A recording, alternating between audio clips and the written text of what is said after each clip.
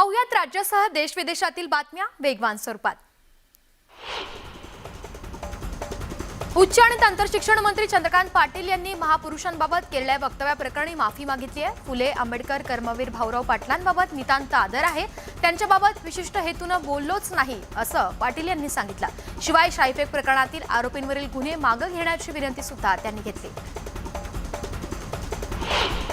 राज्यकर्त्यांनी संपूर्ण देशाचं नेतृत्व करतो असा दृष्टिकोन ठेवला पाहिजे। देशाचा पंतप्रधान सरकारी कार्यक्रमात विरोधकांवरती टीका करतो हे कितपत शहाणपणाचं आहे याचा विचार करावा असं म्हणत राष्ट्रवादीचे अध्यक्ष शरद पवार यांनी पंतप्रधान नरेंद्र मोदी यांच्यावरती टीका केली। उद्धव ठाकरेंनी सिल्वर ओकवर जात शरद पवार यांना वाढदिवसाच्या शुभेच्छा दिल्यात। यावेळी आदित्य ठाकरे, मिलिंद नार्वेकर आणि जितेंद्र आव्हाडही उपस्थित होते। दरम्यान पवार आणि उद्धव ठाकरेंमध्ये महत्त्वाची चर्चा झाल्याचं बोललं जात आहे। निवडणूक आयोगात शिंदे विरुद्ध ठाकरे लढाई सुरू आहे। धनुष्यबाण चिन्हासाठी ही लढाई सुरू असून पहिला युक्तिवाद फक्त 5 ते 7 मिनिटात पार पडला। धनुष्यबाण चिन्हासाठी पुढील सुनावणी 5 जानेवारीला होणार आहे। मूळ दस्ताऐवजाऐवजी छाननी व्हावी यासाठी वेळ देण्यात आला असल्याची माहिती शिवसेना सचिव अनिल देसाईंनी दिली। पत्राचा घोटाळा प्रकरणी संजय राऊतांना मिळालेला जामीन रद्द करण्याच्या मागणीसाठी ईडीने हायकोर्टात याचिका दाखल केली आहे। या याचिकेवरती सोमवारची सुनावणी कोर्टाने तहकूब केली। ईडीच्या या याचिकेवरती 6 जानेवारीला सुनावणी होणार आहे। जे रिकामे आहेत ते सरकारवरती आरोप करत असल्याची टीका उदय सामंत यांनी केली। सकाळी उठून पत्रकार परिषद घ्यायची, शिंदे फडणवीसांना बदनाम करायचं हा एक राजकीय धंदा सुरू झाला असल्याचा टोला संजय राऊतांनी लगावलाय। ग्रामविकास मंत्री गिरीश महाजन यांनी Y+ सुरक्षा नाकारली आहे। पोलीस महासंचालकांना त्यांनी पत्राद्वारे कळवले। 9 नोव्हेंबर 2022 पासून महाजनांना सुरक्षा देण्यात आली होती। माजी गृहमंत्री अनिल देशमुखांना कथित 100 कोटी वसुली प्रकरणात जामीन मंजूर करण्यात आला। 1 लाखाच्या जात मुचलक्यावरती देशमुखांना जामीन मंजूर करण्यात आला। मात्र सीबीआय या प्रकरणी सुप्रीम कोर्टात जाणार असल्यानं देशमुखांच्या सुटकेचा निर्णय 10 दिवसांनी होईल। आमचा न्याय देवतेवरती विश्वास असून उशिरा का होईना अनिल देशमुखांना न्याय मिळालाय। जामिनावरती स्थगिती हा न्याय प्रक्रियेचा भाग आहे। जो निकाल दिला तो नक्कीच 10 दिवसानंतर तसाच राहील असा विश्वास रोहित पवार यांनी व्यक्त केला। 100 कोटी प्रकरणात अनिल देशमुख यांचा कुठलाही संबंध नसून जाणीवपूर्वक त्यांना अडकवण्यात आल्याचा पक्षाचा दावा असल्याचं एकनाथ खडसेंनी म्हटलं। न्यायालयात या प्रकरणी जो निर्णय येईल तो निर्णय मान्य करू असंही त्यांनी स्पष्ट केलं। आपल्यावरती बलात्काराचा गुन्हा दाखल झाला तर आश्चर्य वाटायला नको, कारण सध्या खोटे गुन्हे दाखल करण्याची परंपराच सुरू झाल्याची टीका जितेंद्र आव्हाडांनी केली। सध्याच्या राजकीय परिस्थितीवरती भाष्य करताना त्यांनी सत्ताधाऱ्यांवरती टीका केली।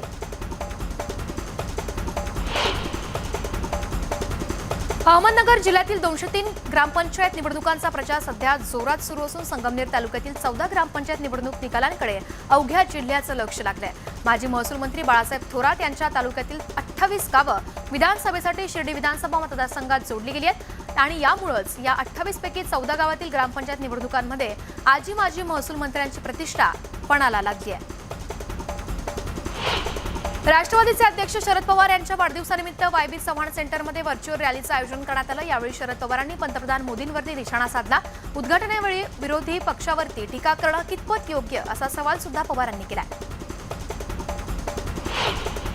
ज्येष्ठ नेते आणि राष्ट्रवादीचे सर्वेसर्वा शरद पवार यांच्या वाढदिवसानिमित्त सिंधुदुर्गातील सुमन दाभोळकर यांनी स्टोन आर्ट साकारलंय। नदीत सापडलेल्या एका दगडावरती रंगाच्या सहाय्यानं दाभोळकर यांनी शरद पवार यांची प्रतिमा साकारली आहे। गोपीनाथ मुंडे यांच्या जयंतीच्या पार्श्वभूमीवरती जळगावमध्ये सुवर्ण जयंती रॅलीचं आयोजन करण्यात आलं होतं। राष्ट्रवादीचे नेते एकनाथ खडसे, आमदार सुरेश भोळे यांच्या हस्ते मुंडे यांच्या प्रतिमेस पुष्पहार अर्पण करून रॅली निघाली। भाजप प्रदेशाध्यक्ष चंद्रशेखर बावनकुळे हिंगोली दौऱ्यावरती आहेत। यावेळी त्यांनी पदाधिकाऱ्यांची बैठक घेतली। बावनकुळेंच्या स्वागतासाठी भाजप कार्यकर्त्यांनी बाईक रॅली सुद्धा काढली होती। मंदोस चक्रीवादळाचा सोयगाव तालुक्यात हलका प्रभाव आढळून आलाय। घरांवरील पत्रे उडाली आहेत तर काही ठिकाणी झाडं कोसळून पडली आहेत। दरम्यान चक्रीवादळाच्या तडाख्यानं सोयगाव तालुक्याचा वीज पुरवठा सुद्धा खंडित झाला होता। मात्र कोणतीही जीवितहानी आणि वित्तहानी झाली नसल्याचा दुजोरा तालुका प्रशासनानं दिला। ऐन डिसेंबरमध्ये पंढरपूरमध्ये धुव्वाधार पाऊस झालाय. अवकाळी पावसामुळे शेतकरी चिंताग्रस्त झालाय, तर पंढरपूरकरांना ऐन थंडीत पावसाचा अनुभव घ्यावा लागतोय. अहमदनगर जिल्ह्यात अवकाळी पावसानं हजेरी लावली आहे. सायंकाळच्या सुमारास काही तालुक्यांमध्ये हलका मध्यम स्वरूपाचा पाऊस सुरू झालाय. अचानक आलेल्या पावसानं जनजीवन विस्कळीत झालंय. हवेत आर्द्रता वाढल्यानं रब्बी पिकांना बुरशीजन्य रोगांचा प्रादुर्भाव होण्याचा धोका निर्माण झालाय. रत्नागिरी जिल्ह्यातील काही ठिकाणी वादळी वारे आणि विजेच्या गडगडाटासह हलका ते मध्यम स्वरूपाचा पाऊस होण्याची शक्यता वर्तवण्यात आली आहे. नागरिकांनी खबरदारी घ्यावी असा इशारा देण्यात आलाय. तर आंबा बागायतदार धास्तावलेत. तामिळनाडूच्या किनारपट्टीवर धडकलेल्या मंदोज चक्रीवादळामुळे रत्नागिरी जिल्ह्याला ऑरेंज अलर्ट देण्यात आला आहे. या हवामान बदलाचा परिणाम आंबा आणि काजू पिकांवरती होण्याची शक्यता निर्माण झाली आहे. सोलापूर कृषी उत्पन्न बाजार समितीतील कांदा लिलाव ठप्प झालाय. सकाळी होणारा कांद्याचा लिलाव माथाडी कामगारांनी बंद पाडलाय. उद्याच्या लिलावासंदर्भात संध्याकाळी पुन्हा व्यापारी आणि माथाडी कामगारांमध्ये बैठक होणार आहे.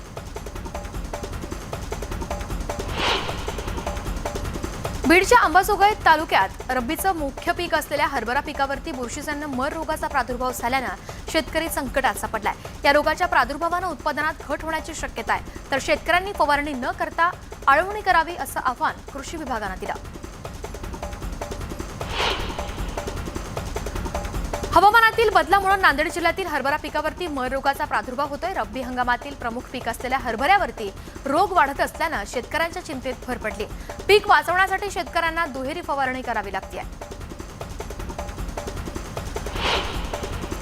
अकोल्यातल्या मूर्तिजापूरमधील माकडांचा व्हिडिओ सध्या चांगलाच व्हायरल होतोय. इथल्या मारुती मंदिराच्या परिसरातील घसरगुंडीवरती ही माकडं खेळताना दिसतायत. कॉरिडॉर आणि पंढरपूर विकास आराखड्यामुळे व्यापारी आणि नागरिकांची गरज जमीनदोस्त होणार असल्यानं या नागरिकांची आंदोलनं सुरू आहेत. कॉरिडॉरमुळे परिसरातील पुरातन ताकपीठं विठ्ठल मंदिर देखील नष्ट होण्याची भीती निर्माण झाली आहे. त्यामुळे विठ्ठल मंदिर पाडणार का असा सवाल आता वारकरी करतायत. पांढरकवडा कृषी उत्पन्न बाजार समितीच्या कार्यालयाची तोडफोड आणि जाळपोळ प्रकरणी माजी आमदार आणि राष्ट्रवादी राजू नारायण तोडसाम यांच्यासह 6 आरोपींना 3 वर्ष सक्त मजुरी आणि 12,000 रुपये दंडाची शिक्षा सुनावण्यात आली आहे.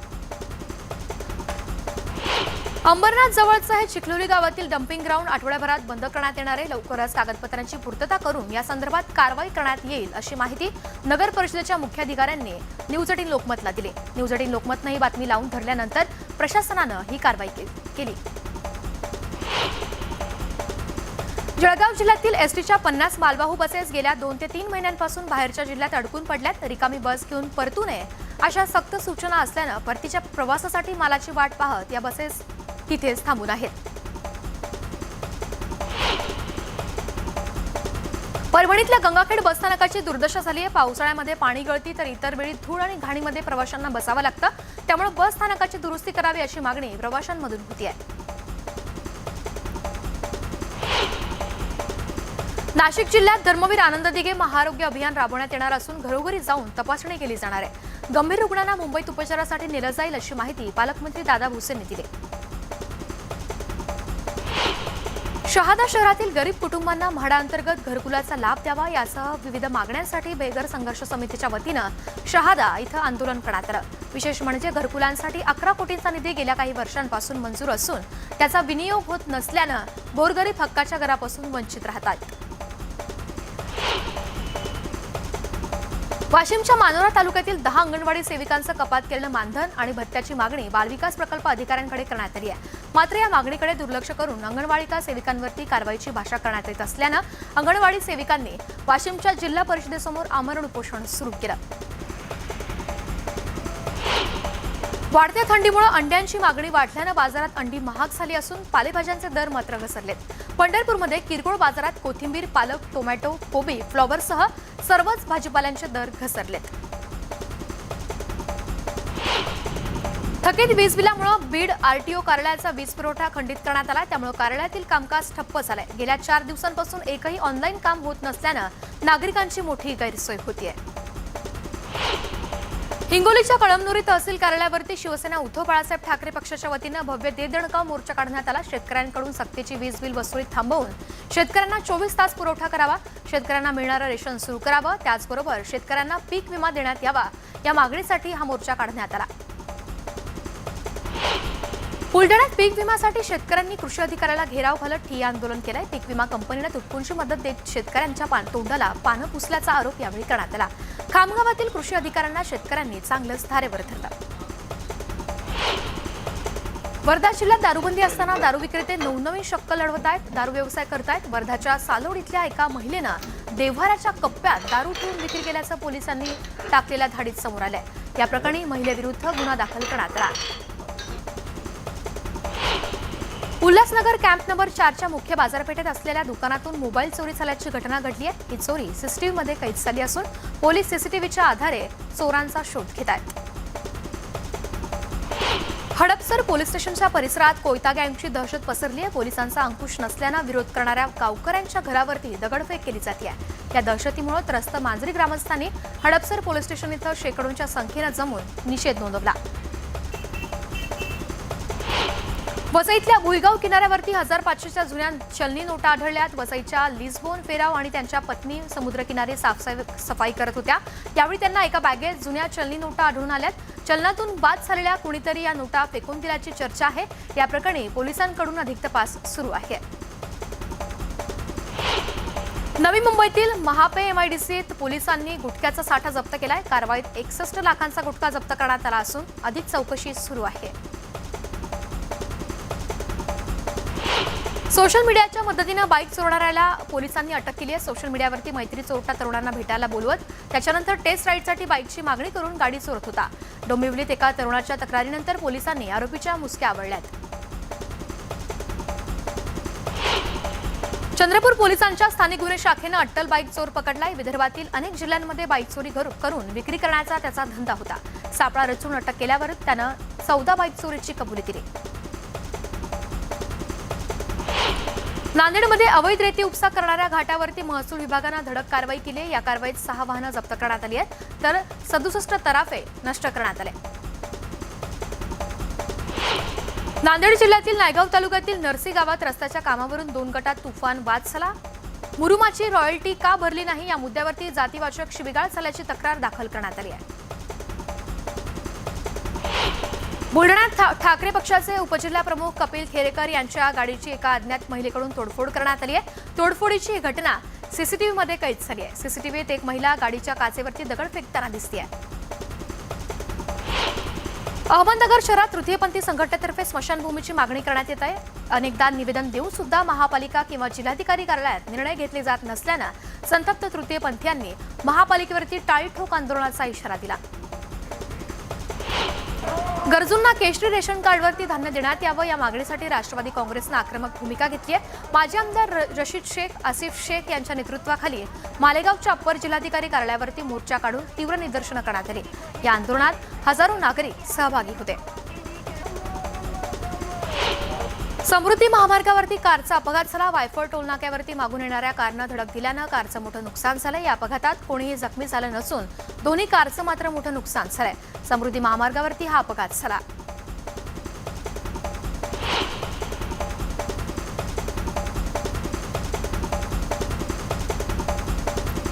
संपूर्ण पिंपरी चिंचवड शहराला पाणीपुरवठा करणाऱ्या पवना धरण परिसरातील दुधीवरे खिंड येथे डंपर पलटी झालाय। डंपर चालकाचं नियंत्रण सुटल्यानं डंपर रस्त्याच्या कडेला पलटी होऊन अपघात झाल्याचं सांगण्यात येत आहे। अमरावतीच्या सिटी बसनं विद्यार्थिनीला चिरडल्याची घटना घडली आहे। व्हीव्हीएम अभियंता कॉलेज समोर हा अपघात झालाय। नेहा इंगोले ही विद्यार्थिनी बाईकनं जात असताना तिनं ब्रेक लावला आणि रस्त्यावरती पडली। यावेळी मागून येणाऱ्या सिटी बसचं मागचं चाक नेहाच्या डोक्यावरून गेल्यानं तिचा जागीच मृत्यू झालाय। सांगली शहराजवळील नागपूर रत्नागिरी हायवेवरती अपघातानंतर मृत व्यक्तीच्या अंगावरून एका मागून एक अशा अनेक गाड्या गेल्याचा धक्कादायक प्रकार समोर आलाय। या घटनेनंतर हा मृतदेह पोत्यात भरून गोळा करण्याची वेळ पोलिसांवरती आली। या व्यक्तीची ओळख पटली नसून मिरज पोलीस अधिक तपास करत आहेत। मसवड इथल्या नागोबा देवस्थान यात्रेतील गजनृत्यास मोठी गर्दी झाल्याचं पाहायला मिळालं। या यात्रेत सातारा, सोलापूर, सांगली इत्यादी जिल्ह्यातील 50 गावातील गजी मंडळांनी उत्स्फूर्त सहभाग घेतला। डोलांचा गजर आणि बेभान होऊन नृत्य करणारे धनगर यांचा नयनरम्य आविष्कार यावेळी मानवास यांनी अनुभवला आहे। राहुल गांधी यांच्या नेतृत्वाखाली काँग्रेसची भारत जोडो यात्रा सध्या राजस्थानमध्ये पोहोचली आहे। या यात्रेत प्रियंका गांधी यांचे पती रॉबर्ट वाड्रा आणि त्यांची मुलगी देखील सहभागी झाली आहे। राजस्थानच्या बुंदेली जिल्ह्यातून सुरू झालेल्या या यात्रेची आजची थीम होती महिला सक्षमीकरण। भारत जोडो यात्रेदरम्यान राजस्थानमधल्या पारंपरिक लोकनृत्य सादर करणाऱ्या कलाकारांसोबत प्रियंका गांधी सामील झाल्या। यावेळी त्यांनी पारंपरिक वाद्यावरती ठेका धरलाय।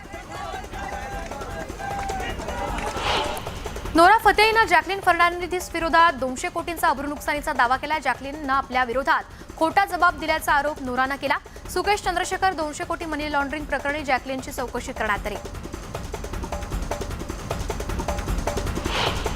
सुपरस्टार रजनीकांत यांच्या चाहत्यांनी तामिळनाडूच्या मदुराईमध्ये त्यांचा 72वा वाढदिवस साजरा केलाय। तब्बल 73 किलो वजनाचा 15 फूट रुंद केक कापण्यात आलाय। मध्य प्रदेशच्या इंदूरमध्ये एका कार चालकानं ट्रॅफिक पोलिसाला त्याच्या कारच्या बोनेटवर फरफटत नेल्याची घटना घडली आहे। हा व्हिडिओ सीसीटीव्हीमध्ये कैद झालाय। मध्य प्रदेशच्या पन्ना जिल्ह्यात पुन्हा एक दुर्मिळ हिरा आढळलाय। सामोरा गावच्या सरपंचासह काही शेतकऱ्यांनी इथं खाण सुरू होती। खाणकामावेळी त्यांना 14.21 कॅरेटचा दुर्मिळ हिरा आढळलाय। या वर्षात आढळलेला हा सर्वात मोठा हिरा असून यापूर्वी असे 12 हिरे खाणीत आढळलेत। अफगाणिस्तानची राजधानी काबूलमध्ये एका मोठ्या हॉटेलमध्ये स्फोट झाला। स्फोटानंतर गोळीबारही झाल्याची माहिती समोर आली आहे। या हॉटेलमध्ये चीनी नागरिक थांबल्याची माहिती समोर आली आहे।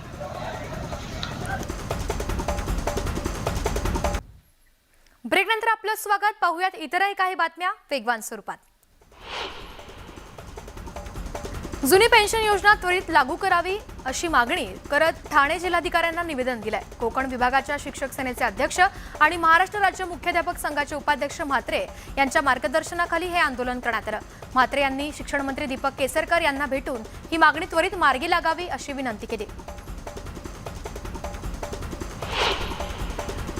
अभिनेत्री श्रद्धा कपूरनं नुकताच एक व्हिडिओ आपल्या इंस्टाग्रामवरून शेअर केलाय। हा व्हिडिओ सध्या सोशल मीडियावरती तुफान धुमाकूळ घालतोय। श्रद्धानं पैठणी साडीचा मेकओव्हर करत नवीन लुक चाहत्यांसोबत शेअर केलाय।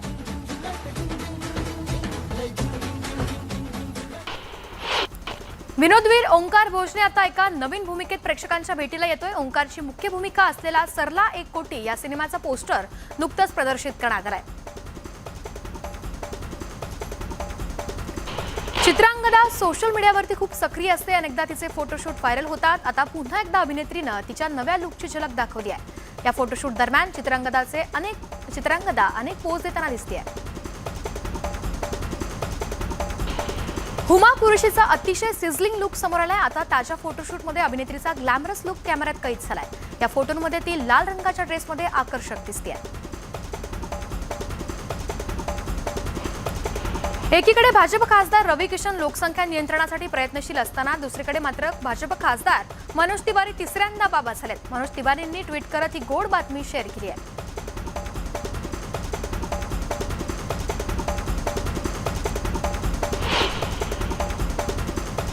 या बातम्यांसह बुलेटिनमध्ये वेळ झाली इथेच थांबण्याची। ताज्या बातम्या आणि घडामोडींसाठी पाहत रहा न्यूज 18 लोकमत।